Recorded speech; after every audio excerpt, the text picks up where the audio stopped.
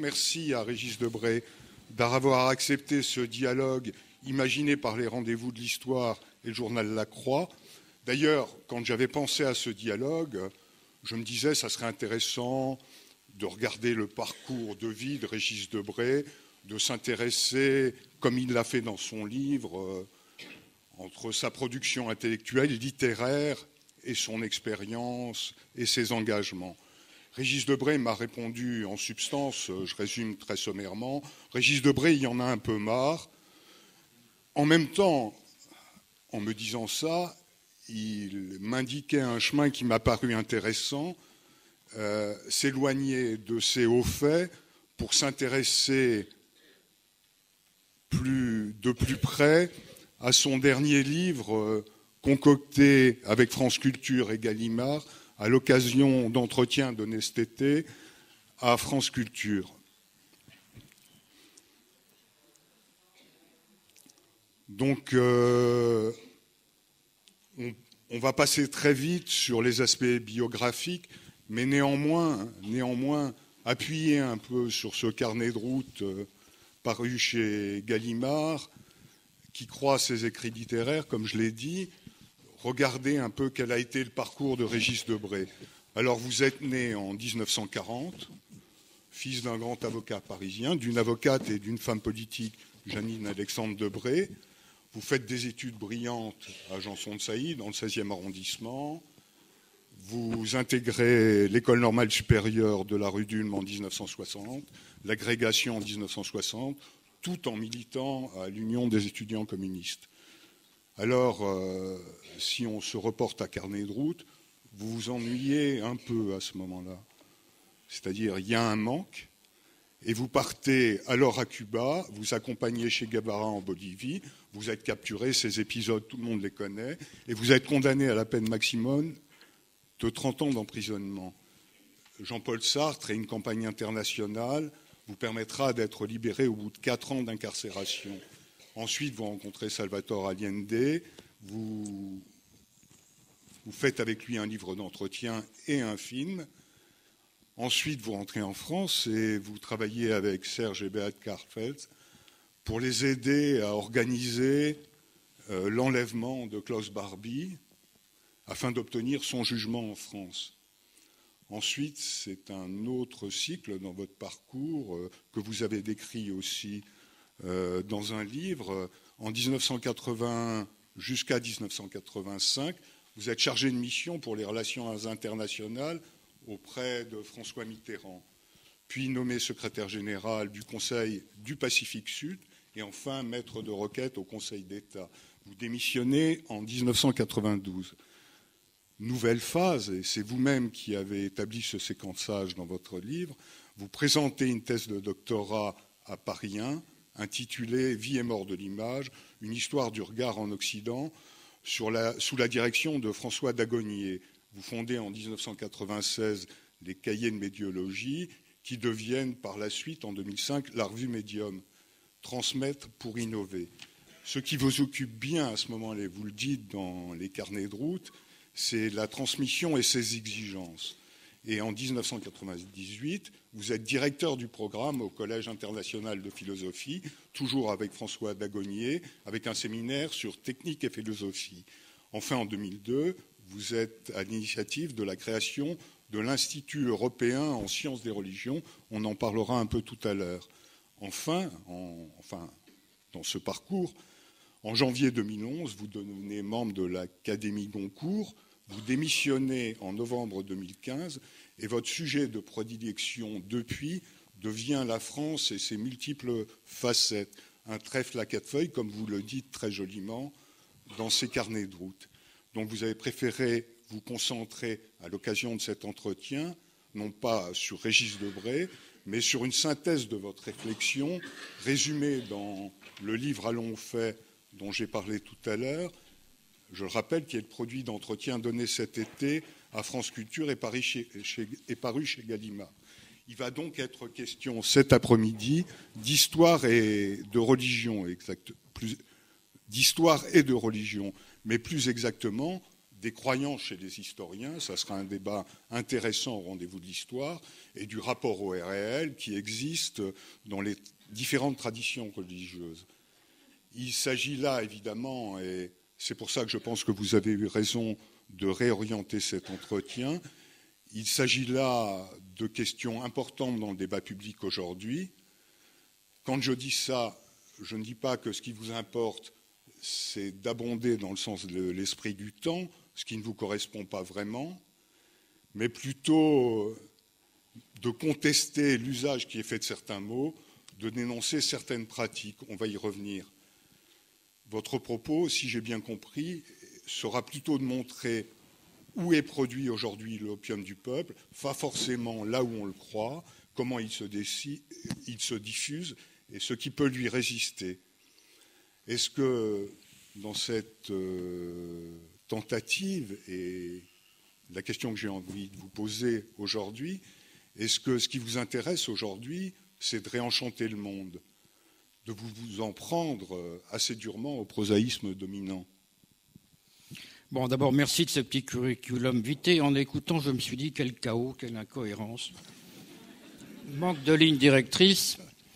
Bon, zigzag. Mais enfin, tout de même, avec une petite obstination. Alors, cela dit, un petit détail.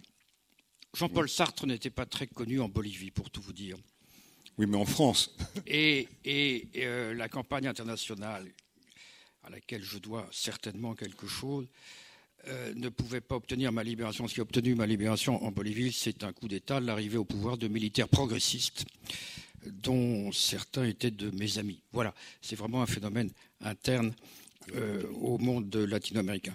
Tout le reste, bah oui, cette incohérence, elle est mienne, je l'avoue. Alors maintenant, vous me parlez effectivement de prosaïsme. Alors qu'est-ce que j'entends par là aujourd'hui? J'entends par là l'économisme. Je trouve que si on avait à distinguer ce qui caractérise aujourd'hui notre époque par rapport aux précédentes, c'est la superstition de l'économie. C'est le chiffre, c'est le score, c'est le taux, c'est le quota, c'est les data, comme on dit. On n'a jamais autant eu la superstition, la religion de l'économique. Or, l'économique, qui mange même jusqu'à la culture, puisque par exemple, un grand forum culturel, pour qu'il soit pris au sérieux, il faut qu'il s'appelle le Davos culturel, n'est-ce pas? Et au fond, nous avons des ministres qui sont essentiellement des comptables et qui gouvernent pour le chiffre, par le chiffre, avec le chiffre. Alors, et même j'ai entendu une ministre parler de l'offre politique et de la demande politique. Elle dit, moi je fais de la politique comme je fais du business. Bon. Alors cela étant dit, l'économie, ça n'a pas d'histoire. L'économie, ça marche au présent, où il y a des petites anticipations. L'économie, ce sont une série comment dirais-je, de crises, c'est pointillé, c'est immédiat. Or, il se trouve que l'homme est un être des lendemains, c'est un être des souvenirs aussi, et donc, il a besoin d'histoire. Et je dirais de plus en plus. Preuve en est la façon dont Blois voit affluer beaucoup de monde. Autrement dit, je crois que l'homme, il habite le temps. Il habite le temps. Et la civilisation, comme disait Valérie, elle est perspective, c'est-à-dire un aller-retour entre hier et demain. Alors, je crois qu'on a donc besoin d'histoire. Le présentisme crée un tel appel d'air que l'histoire répond à une demande vitale, existentielle. Mais moi, je me demande, et c'est un peu le thème qui commence ce petit livre dont vous avez fait allusion, auquel vous avez fait allusion, allons au fait, quelle histoire? Parce que je crois qu'il y a plusieurs histoires. Alors c'est vrai que, comme vous le dites, l'histoire peut devenir l'opium du peuple si elle est conte de fées ou propagande. Cela dit, moi je crois qu'il y a plusieurs sortes d'histoires. Il y a l'histoire sérieuse, l'histoire critique, l'histoire des professeurs, l'histoire des professionnels. Ça peut aller de Thucydide jusqu'à Braudel. En gros, l'histoire des annales, c'est l'histoire comme objet d'étude. il y a une autre histoire qui est une histoire alors universelle, une histoire objet de méditation, l'histoire des philosophes, Vico, Hegel. C'est un vaste panorama d'un chemin de salut, disons Auguste Comte. Bon, seulement cette histoire, elle n'est pas très vitaminée, elle n'est pas très concrète, et donc je ne la trouve pas très motrice, même si elle est parfois intéressante. Il y a une histoire objet de consommation, hein, c'est-à-dire son et lumière, la télévision, les amours de Marie-Antoinette. Et puis il y a une histoire qui est celle qui m'intéresse beaucoup, je dois avouer, et puisque vous parlez de prosaïsme, c'est peut-être une histoire poétique. C'est en tout cas un objet d'imagination où reviennent, je dirais, les fantômes exemplaires. Et ils reviennent en cas de crise générale, comme Alexandre Niewski revient avec l'invasion de la Wehrmacht en 1941, comme Simon Bolivar revient quand le Che Guevara est en Bolivie, ou éventuellement quand Rossel, le héros de la Commune, revient, ou Jeanne d'Arc. Bref, il se trouve que cette histoire, c'est celle qui électrise et qui mobilise les hommes d'action. C'est ça ce qui me semble, si vous voulez, formidable. C'est que ça peut apparaître comme l'histoire la plus inconsistante, la plus fumeuse, la moins... On peut dire que c'est une fiction, oui, mais quand vous voyez... Pourquoi De Gaulle part à Londres, finalement, en 1940 ? Je vais peut-être vous étonner, mais ce n'est pas en pensant à l'histoire de Lavis ou de Seignobos, c'est en pensant à Edmond Rostand. C'est-à-dire qu'il avait vu dans son enfance les pièces d'Edmond Rostand comme ou Lédelon ou d'autres. Et au fond, c'est ça ce qui mobilise, c'est ça ce qui permet, au fond, cette histoire imaginaire est celle qui permet de faire l'histoire réelle. Alors là, c'est très curieux. Alors quand je dis cette histoire imaginaire, je pense aussi bien au Napoléon d'Abel Gance, à la Marseillaise de Jean Renoir, au Saint-Just de Malraux. Enfin, vous voyez, ces grandes figures épiques. Et au fond, tous les hommes d'action que j'ai connus avaient une mythologie en tête. Alors je sais bien que c'est pas très... Vous n'aimez peut-être pas ça, la mythologie. Non, mais je me demande, quand je vous écoute, ce que veut, par exemple, dire aujourd'hui, peut vouloir dire aujourd'hui une expression comme une certaine idée de la France. Cette expression vous intéresse, d'une certaine façon vous fascine, mais quel est le contenu ? Et on a constaté aujourd'hui qu'il y avait un usage politique et finalement assez pervers de ces mythologies historiques. Comment est-ce que vous vous situez par rapport à l'exigence lyrique que vous portez d'une certaine façon et les usages qui en sont faits ? Alors d'abord, je vais vous dire, la certaine idée de la France, c'est la première phrase des mémoires de guerre du général de Gaulle. Elle est tout de suite suivie d'autres phrases. Le sentiment me l'inspire aussi bien que la raison. Et tout ce qu'il y a d'affectif en moi, etc. Il évoque la princesse des contes. Bref, il évoque non pas un fait intellectuel, une idée c'est un fait intellectuel. Lui, il évoque un fait affectif, un sentiment. Et il répète ce qu'il y a d'affectif en moi. Donc, alors, rien de grand ne se fait sans passion, c'est bien connu, et la passion a moins besoin d'exactitude que, je dirais, de perspective et peut-être d'un sentiment de dette envers le passé, peut-être le sentiment d'avoir à se mettre à la hauteur du passé. Au fond, peut-être que De Gaulle voulait se mettre à la hauteur de Clémenceau, voire même de Saint-Just, puisqu'il parle des Jacobins avec beaucoup de faveur. Et donc, je dirais, aujourd'hui, on critique beaucoup le roman national. Alors, je vais vous faire une petite remarque. Quand vous dites roman national, on fronce le sourcil, on dit oh là là, ça, c'est ça. Mais quand vous dites identité narrative, comme votre ami Paul Ricoeur, quand il parle de l'identité narrative d'un pays. Alors là, ça fait sérieux, hein, ça fait vraiment quelqu'un qui n'est pas fasciste, qui n'est pas romantique, quelqu'un sur qui on peut compter. Mais excusez-moi, l'identité narrative, là où il y a narration, il y a récit, donc roman, puisque hein, on ne peut pas donner que des verbatims ou des photographies. Pour Saint-Louis, ça ne marche pas. Pour 89 non plus. Donc oui. Alors vous allez me dire, oui, mais le storytelling, alors c'est vrai que j'ai vu qu'on parlait des Gaulois dernièrement. Bon, mais ça c'est une technique de vente, si vous voulez. Ça, c'est le vendeur à la sauvette qui prend un petit cliché et qui se dit, bon, ben ça va marcher. Mais honnêtement, c'est pas le grand souffle épique. D'abord, parce qu'il faut savoir que le mythe des Gaulois, il est très récent, hein, il a été inventé il n'y a pas longtemps. Et puis les Gaulois, c'est compliqué. Hein. Si je me souviens bien, il y a des Éduins, des Arvernes, des Allobroges. Ils se trahissent les uns les autres, ils s'engueulent, ils se font la guerre et tout ça finit sur des alliances avec l'adversaire. Et voilà. Et donc tout ça finit sur Vercingétorix, qui est tout de même un grand vaincu. Donc il faudra se méfier quand on parle des Gaulois. Les Allemands, ils peuvent parler d'Arminius, Hermann Göring malheureusement, mais Hermann, c'est quelqu'un qui a battu les Romains, hein, bon, qui les a décimés dans une forêt. Donc bon, nous, ça commence mal. Bon.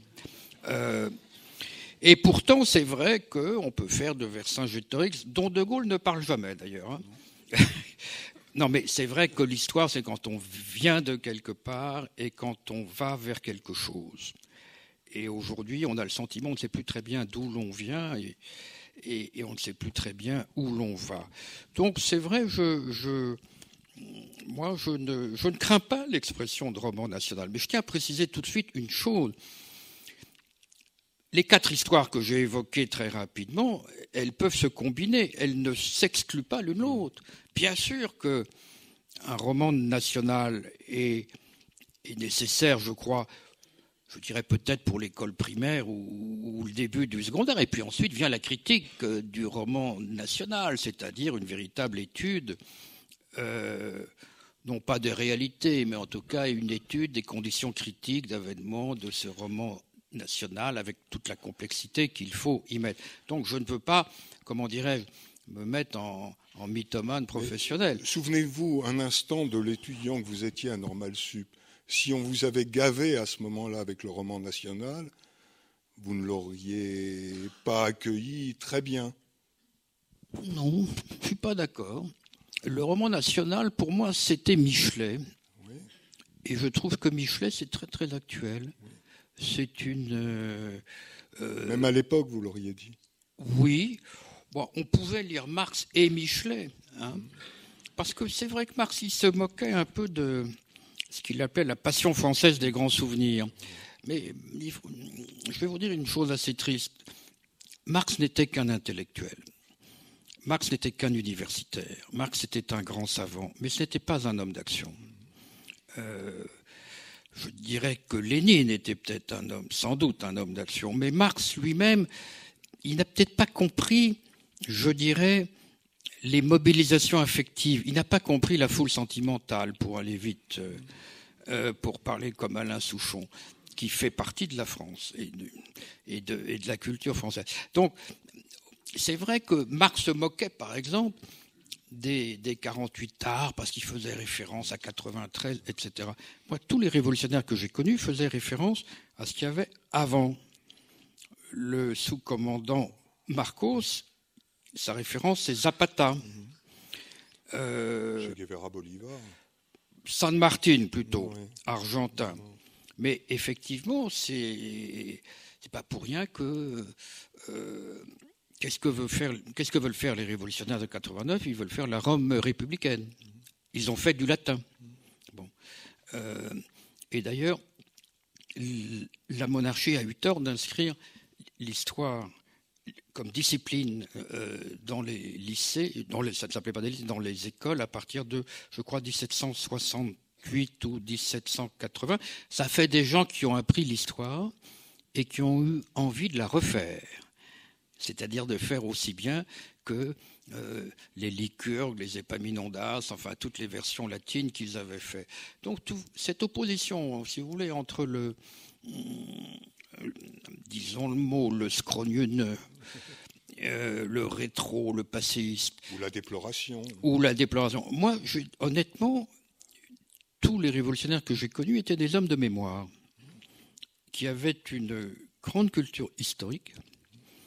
Et d'ailleurs, une des raisons pour lesquelles on efface de plus en plus l'enseignement de l'histoire, c'est qu'on ne veut plus d'emmerdeurs comme ça. Bon. C'est-à-dire, on ne veut plus des gens qui soient capables de s'intéresser à autre chose qu'au CAC 40 ou au dernier coup de bourse. Donc, honnêtement, je sais qu'il y a... Au fond, vous me demandez si je ne suis pas un vieux réactionnaire. Bon, je sens ça. Je sens que Lacroix m'attaque par la gauche. Bon.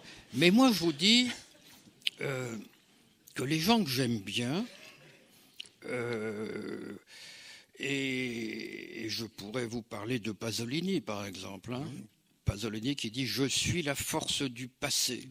Pasolini, il déplorerait la disparition des lucioles à la campagne. Bon. Ça, c'est plutôt écolo. Non, lui, c'était peut-être la disparition de la paysannerie et peut-être de la classe ouvrière aussi. En tout cas, voilà. J'ai l'impression que Orwell, par exemple, Orwell qui a fait la guerre d'Espagne avec les républicains, il était indigné de voir, il n'en voyait pas beaucoup, des Anglais qui restaient assis quand on chantait God Save the King. Oui. C'était un conservateur à sa façon. Et Walter Benjamin, excusez-moi, Walter Benjamin, lui, il voulait qu'il y ait des éclats de temps messianiques dans le temps immédiat, n'est-ce pas? Bref, cette opposition futurisme-passé, je ne la fais pas du tout mienne, car il y a une extraordinaire connivence, une extraordinaire correspondance entre la mémoire et le projet, si vous voulez. Bon. Et donc, ça s'appelle l'histoire, tout simplement. Mais donc, concrètement, je vois bien l'exigence développée de manière subtile qui ne vous renvoie pas effectivement au fieféréac, mais ce n'était pas mon intention. Mais concrètement, qu'est-ce qu'on peut faire aujourd'hui? Qu'est-ce qu'on peut imaginer pour être à hauteur de ce passé? Quel discours peut-on soutenir pour entrer dans l'ambition que vous décrivez? Moi, je crois qu'on peut penser à un aller-retour, tout simplement, entre le passé et le présent. C'est-à-dire qu'on peut essayer de restaurer des continuités avec les ruptures à l'intérieur de la continuité. Par exemple, la Révolution française, bien sûr. Mais moi, je crois qu'il faut, en tout cas, s'évader du présent immédiat, s'évader de l'actualité, je dirais. Vous savez, on a un phénomène assez étrange aujourd'hui. On est bombardé d'informations. On a beaucoup plus d'informations qu'on en avait il y a 50 ans et même il y a 30 ans avec tous les canaux d'information. Et on sait beaucoup moins ce qui se passe au fond. C'est-à-dire que Julien Gracq me disait, un jour il avait écouté à France Inter l'émission des 1000 francs, vous savez. Le jeu des 1000 francs. Le jeu des 1000 francs avec Lucien Jeunesse. Vous le regrettez? Je n'ose pas vous le dire parce que vous allez me traiter encore une fois de passiste. Et il me disait, mais c'est formidable. J'ai l'impression, disait-il, que ces gens sont beaucoup plus savants que nous, mais ils comprennent beaucoup moins que nous. Il parlait en termes de génération. C'est-à-dire, il me disait, on a beaucoup plus de cotes sur la carte, mais on ne sait plus faire les courbes de niveau. C'est-à-dire qu'on ne sait plus relier une information à une autre. On a perdu, si vous voulez, l'intelligibilité ou la cohérence de ce qui se passe parce qu'on est bombardé de tous côtés de météorites, de nouvelles épouvantables, de catastrophes, etc. Et on ne sait plus organiser tout cela dans des schémas. Des grilles de lecture. Oui. dans des schémas intelligibles. Donc on est en quelque sorte mangé par le détail. Il y a une émeute des détails, comme disait Baudelaire, et on ne sait plus y mettre de l'ordre. Donc pour moi, un bon enseignement de l'histoire, c'est ce qui enseigne aux jeunes, d'abord à prendre un certain recul par rapport à leur présent, et aussi à mettre le cadre, si vous voulez, à recadrer tout ça et à le remettre en perspective. Donc ça veut dire, excusez-moi, faut faire un peu de latin, quoi. Faut faire un peu, en tout cas de langues étrangères, bien sûr. Pourquoi pas de langue morte, pour savoir un peu ce qui s'est passé à Rome au Moyen-Âge ou sous la Révolution française. Voilà. Mais j'ai pas de recette, surtout pas dans ce lieu où il y a des historiens beaucoup plus savants que moi. Mais je pousse un peu cette question. Ouais. Vous pensez que cette ambition a disparu sous pression de l'économisme dominant, le goût de la facilité, de l'immédiateté? C'est quoi la pression qui empêche que votre exigence soit entendue par ceux qui élaborent les programmes? C'est pas une fatalité, ça, c'est des hommes qui décident d'eux. Oui, vous savez, il y a aussi une question de génération, et je dirais, puisqu'on parlait de cadre cohérent et objectif, si je vous dis que la France n'est plus ce qu'elle était, vous allez m'accuser de déploration, mais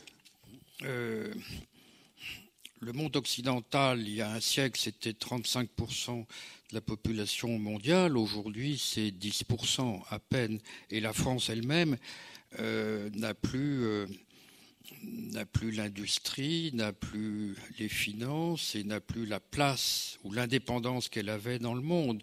Mais le rapport de force que vous constatez là, objectif, n'empêche pas d'être intelligent. Alors effectivement, plus on est faible, plus on a besoin d'idées originales.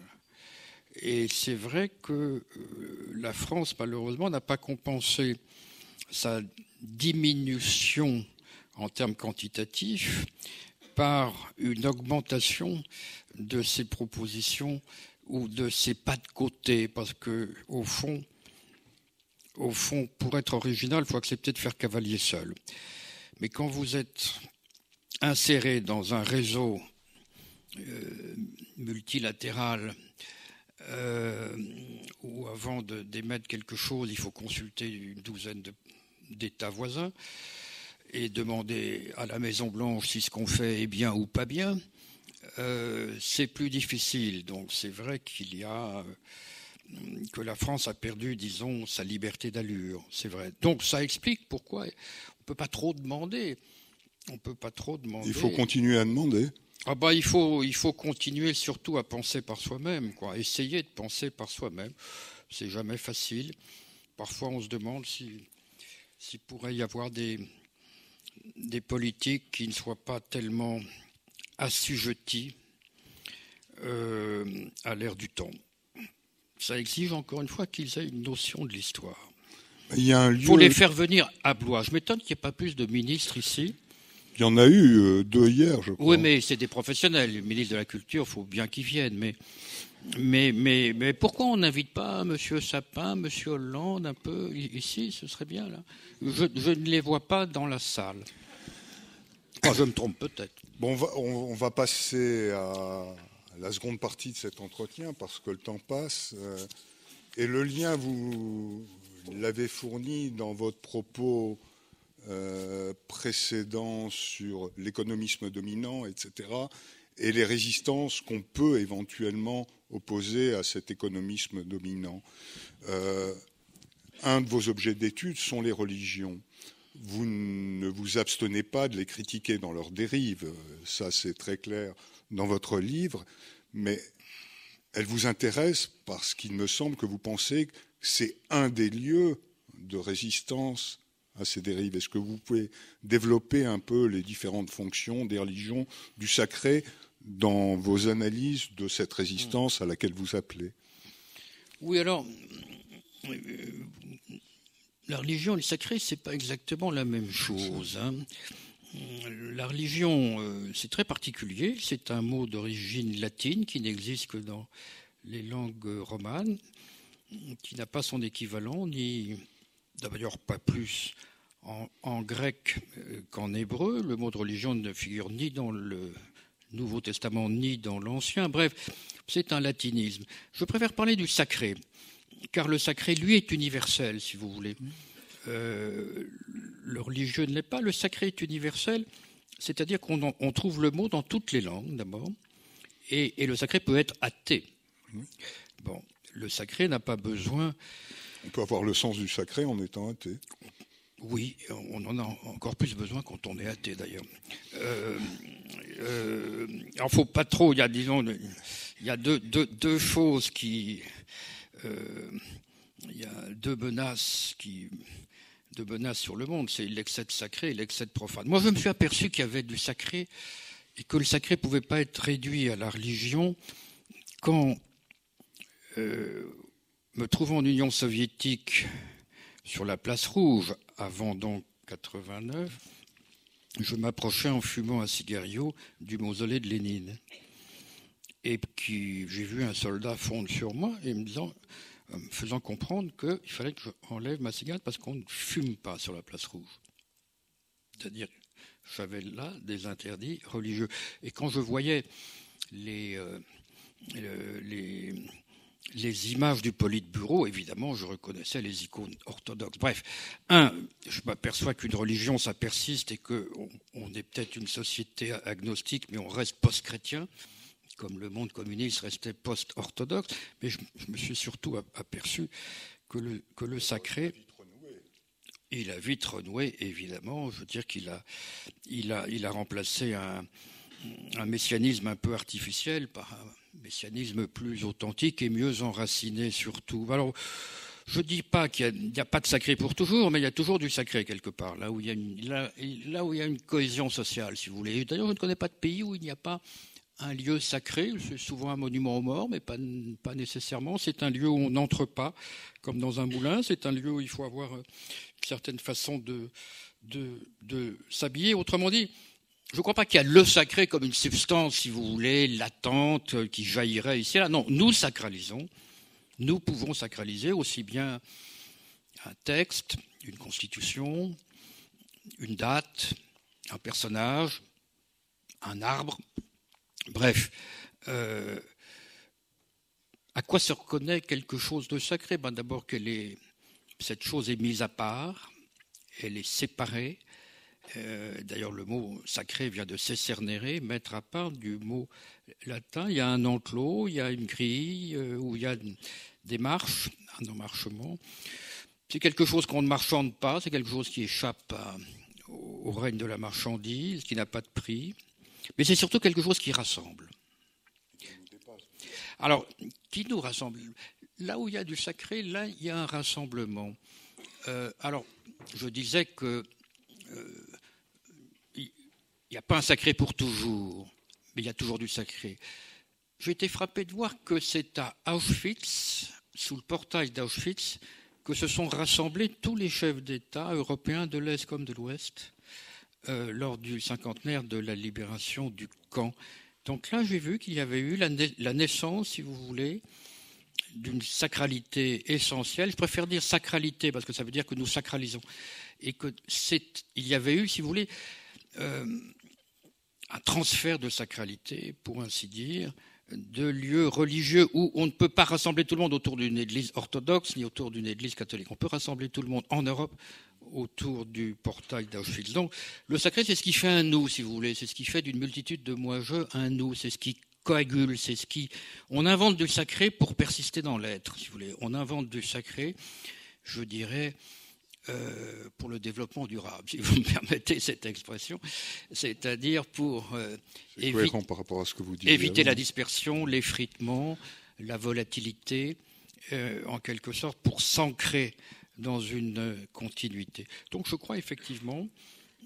alors je sais que le mot sacré provoque une sorte de recul, n'est-ce pas ? Peut-être parce que précisément il renvoie aux religions, mais à un moment donné, oui, dans votre livre, vous écrivez, reprenant un constat fait par d'autres, seul ce qui nous dépasse peut nous réunir. Oui. C'est une définition possible de la religion, mais dans votre esprit, ça ne se limite pas, ça s'applique à la lecture que vous avez de l'histoire. Il faut retrouver en nous un imaginaire qui dépasse un peu... Certainement, mais d'abord ne confondons pas le sacré et le clérical. Oui. Si vous allez cuire 2 œufs sur le plat sur la flamme du soldat inconnu à l'Arc de Triomphe, vous profanez. Si vous ouvrez une tombe et un cercueil, vous profanez. Mais vous remarquez qu'on ne parle pas de sacré. Hein. On dit on a profané un cimetière, au lieu de dire le cimetière est un espace sacré. Bon. Et surtout, une bière, une tombe. Bref, on a toujours peur du mot sacré, mais on n'a pas peur du mot profanation. Exemple, c'est quand les choses commencent à se déglinguer qu'on sacralise. J'ai été frappé, c'est au moment où la Marseillaise a été sifflée sur un stade qu'on a voté une loi, parce que là où il y a du sacré, il y a toujours une protection légale. Dans la valeur, on parle beaucoup de valeur, la valeur c'est mou, et surtout c'est pas punitif. Si vous manquez à la fraternité, on ne vous condamne pas. Mais si vous sifflez la Marseillaise dans un lieu public, vous êtes exposé à 7 000 € d'amende. Voilà. Donc c'est au moment où les choses un peu se déglinguent, pour les solidifier, les recimenter, on les sacralise, mais on n'emploie pas le mot. On parle d'infraction, d'amende, on tourne autour du mot. Le sacré est vraiment le refoulé de nos sociétés. Donc, confondre le sacré et le clérical, non. Maintenant, ce qui nous dépasse, oui, ce qui nous dépasse, moi quand j'emploie le mot transcendance, ça n'évoque pas nécessairement du surnaturel pour moi. Le transcendant, c'est ce qui est au-delà. Le transcendant, c'est ce que nous ne tenons pas en main. Le transcendant, ça peut être un projet de société, ça peut être un état de société utopique vers lequel nous nous dirigeons, ça peut être un souvenir qui nous semble sacré, soit un souvenir de famille, soit un souvenir national. Donc, disons, le sacré, c'est ce qui échappe au plan d'immanence, c'est une verticale généralement. Et je ne crois pas qu'il y a d'horizontale possible s'il n'y a pas quelque part une verticale. C'est-à-dire qu'il n'y a pas, je dirais, de cohésion, il n'y a pas de cohérence, il n'y a pas de consistance dans un groupe si ce groupe n'est pas ordonné à quelque chose qui le dépasse. Et évidemment, ce n'est pas très agréable parce que ce qui nous dépasse, c'est pas sur commande, on ne le choisit pas. Il y a quelque chose de l'ordre de l'héritage, si vous voulez. Il y a quelque chose de l'ordre du reçu et non pas du choisi. Autrement dit, on ne choisit pas son sacré dans une vitrine. Hein. Il faut vraiment qu'il y ait un mouvement collectif, qu'il y ait une épreuve subie en commun, qu'il y ait quelque chose de vécu. Autrement dit, ça ne se décrète pas. Bon. Mais effectivement, je crois que être réduit au plan d'immanence, et c'est le drame de l'économique. Au fond, nous avons importé cet économisme des États-Unis. Les formules néolibérales, l'idée de mettre l'entreprise au centre de la société, sans institution, sans obligation, c'est possible dans un continent comme le continent américain parce qu'il y a une verticale qui est tout simplement l'œil de Dieu, qui est sur le dollar. In God we trust. Quand vous avez une religion biblico-patriotique qui peut assurer la cohésion de tous ces afflux immigrés, de toutes les ethnies, de toutes les races, si je puis me permettre de prononcer ce mot, pensez bien que qui sont les dirigeants des Noirs? C'est des révérends. Ils ont le même inconscient collectif que les WASP du Massachusetts. Donc là, vous avez quelque chose qui, en quelque sorte, fait contrepoids à la dispersion de l'économie. Mais nous n'avons pas ce contrepoids. Parce que, en tout cas, nous ne l'avons pas. Nous ne l'avons plus. Nous ne l'avons pas entretenu. Alors, on peut dire que nous ne l'avons pas entretenu. Nous avions avant. Nous nous sommes coupés de Dieu en coupant la tête du roi. C'est comme ça. Je dirais nous, pas moi mais je dirais que Dieu est devenu une référence individuelle. Il n'est plus une référence sociale. depuis 1793. Le roi n'est plus lieutenant de Dieu sur terre et M. Hollande non plus. Et donc, on avait inventé d'autres sacralités, d'autres mythologies, qui étaient d'abord la mythologie de la nation, de la République et du progrès, du mouvement ouvrier, si vous voulez. Or, quand tout ça s'effondre ou s'effrite, eh bien, on n'a plus, je ne dirais pas la guerre de tous contre tous, mais on a une sorte de dispersion, de d'émiettement, de démantèlement du corps social, si vous voulez. Alors, comment je crois que c'est notre... comment on s'en sort? On s'en sort pas. Pourquoi voulez-vous qu'on s'en sorte d'abord? Ça serait mieux. Il y a des problèmes qui n'ont pas de solution. Il y a des pays qui s'éteignent. Il y a des sociétés qui disparaissent, c'est épouvantable. Alors, il faut faire... Vous pensez que la France est en train de s'éteindre? Non. Je ne pense pas que la France... Je pense qu'il y a encore beaucoup de vitalité, d'inventivité. Mais en tout cas... C'est pour ça que je vous pose la question. Ce qui est troublant, c'est qu'on assiste à un décrochage vis-à-vis du politique, si vous voulez. C'est-à-dire que le politique n'est plus investi de passion ou d'adhésion ou d'attachement, et donc il y a une sorte de repli de la société civile sur elle-même, et malheureusement nous avons une société civile un peu incivile, si vous voulez. D'accord, mais quel serait l'autre récit national qu'on pourrait écrire? Parce que François Dubé, dans un livre qui vient de paraître, Ce qui nous unit, invite à constater les différences pour refabriquer un récit national sur la base de ces différences. Est-ce que, à partir du constat que vous faites et en gommant l'aspect déploration, il y a une matière disponible? Qu'est-ce qu'on fait avec cette matière pour reconstruire un récit national? Moi, je crois qu'il y a une forme disponible plutôt qu'une matière. Et cette forme, c'est la laïcité. Cette forme, c'est une formule juridique qui permet la coexistence des croyances et qui, je dirais, laisse à chacun le soin de trouver sa transcendance.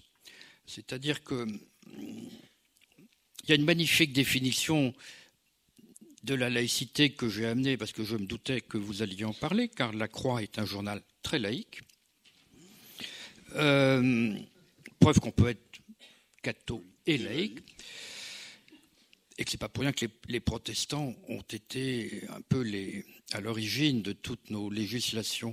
Et d'ailleurs, je vais vous lire une phrase d'un protestant, d'un résistant, qui est André Philippe, ancien ministre, député socialiste d'origine protestante, et c'est après un discours qu'il a fait, je crois, en 45 ou 46, qui a été inscrit dans le préambule de la Constitution de la 4e République, et c'est resté dans le... Qu'est-ce qu'il dit? Le cadre laïque se donne les moyens de faire coexister sur un même territoire des individus qui ne partagent pas les mêmes convictions, au lieu de les juxtaposer en une mosaïque de communautés fermées sur elles-mêmes et mutuellement exclusives. Écoutez, c'est extraordinaire. En quelques mots, il dit tout. Un cadre, c'est pas un tableau. Chacun peut choisir son tableau.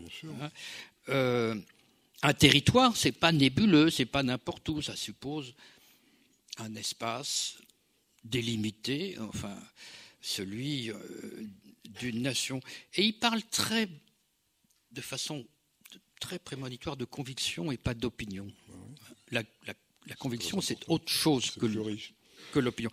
C'est plus sensible, c'est plus charnel, c'est plus irritable. À la limite, c'est plus dangereux d'avoir une conviction que d'avoir une opinion, parce qu'on se bat pour une conviction, pour éventuellement mourir pour elle. On oppose des opinions. Alors qu'on débat d'opinions, et pour éviter la mosaïque de communautés fermées sur elles-mêmes. Avouez que dire ça en 1946, c'est tout de même pas mal. Alors, c'est vrai, moi je ne pense pas que la laïcité doit devenir une religion d'État ou une pas-religion d'État. J'allais vous poser la question, parce qu'il y a une lecture aujourd'hui de la laïcité qui n'est pas celle que vous proposez. Non, moi d'abord je ne propose rien, j'essaye de lire. J'essaye de regarder la loi de 1905, où le mot de laïcité ne figure pas d'ailleurs. C'est très très étonnant que tout le monde parle de la fameuse loi de séparation des églises et de l'État. Non, Je dis seulement que la laïcité n'est pas une métaphysique. La laïcité n'est pas là pour répondre aux questions de fond, si j'ose dire. Où allons-nous? Qui sommes-nous? D'où venons-nous? La laïcité, je dirais, ne nous met pas un ange sur l'épaule, pour parler poétiquement, c'est-à-dire qu'elle n'a pas de cantique, elle n'a pas d'hymne de marche. Ce n'est pas une notion spirituelle, c'est une notion qui laisse la spiritualité, j'allais dire en libre service, peut-être, en tout cas qui met la transcendance en autogestion. Et je trouve que c'est un pari humaniste extraordinaire. Ah, évidemment, ne confondons pas la laïcité avec l'anticléricalisme, comme certains le font, et vouloir faire de la laïcité une sorte d'orthodoxie qui nous dirait comment il faut s'habiller, comment il faut manger, comment il faut faire ceci ou faire cela, ce ne serait plus une laïcité. Mais c'est précisément celle qui empêche les emportements fraternels dont vous rêvez en conclusion de votre livre. Oui, c'est-à-dire que la laïcité, c'est fait pour faire la paix, d'abord. Oui. C'est pas fait pour faire des guerres de religion ou des guerres politiques. Et quand je dis la transcendance en autogestion, ça devrait permettre à tout un chacun, si j'ose dire, de s'inventer ce qu'il dépasse, c'est-à-dire de choisir ce par quoi il peut communier avec d'autres, de choisir ses appartenances affectives ou morales ou spirituelles. Et pour moi, donc, c'est un cadre de liberté, c'est absolument pas une exclusion et encore moins une imposition. C'est pourquoi il y a des affirmations ces derniers temps qui m'ont un peu choqué.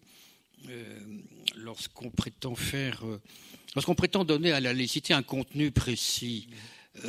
Non, la laïcité, ce n'est qu'un ensemble de lois, mais ça ne nous dit pas ce qu'il faut penser, ça ne nous dit pas ce qu'il faut croire. Ni jusqu'où penser, ni jusqu'où croire. Voilà. Donc, non, on a de la chance, mais maintenant, il faut que l'État soit un peu plus que le régulateur d'un marché des croyances. Il faut que l'État garde l'idée d'un enseignement public, parce que c'est tout de même là où le savoir est transmis, notamment à l'école, que les bases de la laïcité peuvent trouver, je dirais, leur justification. Parce qu'au fond, on est aujourd'hui à la recherche de ce qui nous est commun. Qu'est-ce qui peut nous être commun ? Entre tous nos groupes, entre toutes nos individualités. Il faut commencer par dire que ce qui nous est commun, c'est les mathématiques, si vous voulez. C'est-à-dire que c'est l'universel de nécessité, l'universel du savoir. Là où le savoir est considéré comme une croyance parmi d'autres, c'est-à-dire là où se délite, si vous voulez, l'enseignement républicain, alors là, on entre dans le monde du chacun pour soi. Donc, du tous contre tous, peut-être, à un certain moment. Donc, c'est vrai que on ne peut pas concevoir une laïcité viable s'il n'y a pas d'abord une puissance publique, un État, énonçant des règles valables pour tout le monde, il n'y a pas de règles particulières pour telle ou telle communauté, et surtout organisant une instruction publique. Ça va vous paraître un peu ringard, mais la leçon de choses à l'école, où on démontre un théorème, etc., ou une loi biologique, c'est tout de même quelque chose qui fait comprendre aux gens qu'il y a un truc qui dépasse toutes les confessions, toutes les ethnies. C'est la somme des angles d'un triangle est égale à 2 droits, si vous voulez. Bon, ou un rayon lumineux, c'est 300 000 km/s. Bref. Ces données objectives sont absolument fondamentales pour maintenir tout de même quelque chose de commun. Et puis, ça, c'est le socle. Ça, c'est le socle. Ça. Alors, je ne dis pas que ça ne suffit pas, condition nécessaire, mais non suffisante. Et il faut qu'un État soit respectable. Que l'État qui énonce des lois soit sinon exemplaire, du moins respectable. Mais de quoi se tisserait un imaginaire commun à partir de ce socle? Écoutez, quels sont les thèmes? Vous avez longtemps cru à la croix que c'était l'Europe. Et ça a été le grand pari pas seulement de Lacroix, de beaucoup de courants d'opinion, et même, je dirais, de beaucoup de forces politiques. Malheureusement, cet espoir a perdu sa consistance, peut-être parce qu'il a été mangé par l'économique, par la superstition de l'économique et par la réduction de l'être humain à un consommateur. Bon, là, je pense que...